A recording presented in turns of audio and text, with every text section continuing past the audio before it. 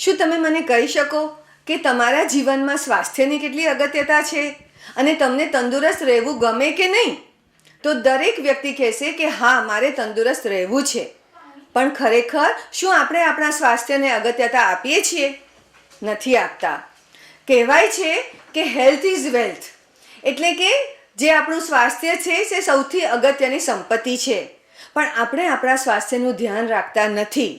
જો શરીર સુખ હશે તો જ આપણે સારું જીવન જીવી શકીશું. જો ક્યાંય પણ નાની મોટી તકલીફ હોય તો શું આપણે કામ કરી શકીએ?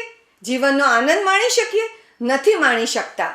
તો જો સ્વસ્થ રહેવું હોય તો આજથી જ નક્કી કરી લો કે મારે સ્વસ્થ રહેવું છે અને એના માટે હું રોજ નાના મોટા કંઈ પણ પગલાં ભરતો રહીશ કે ભરતી રહીશ.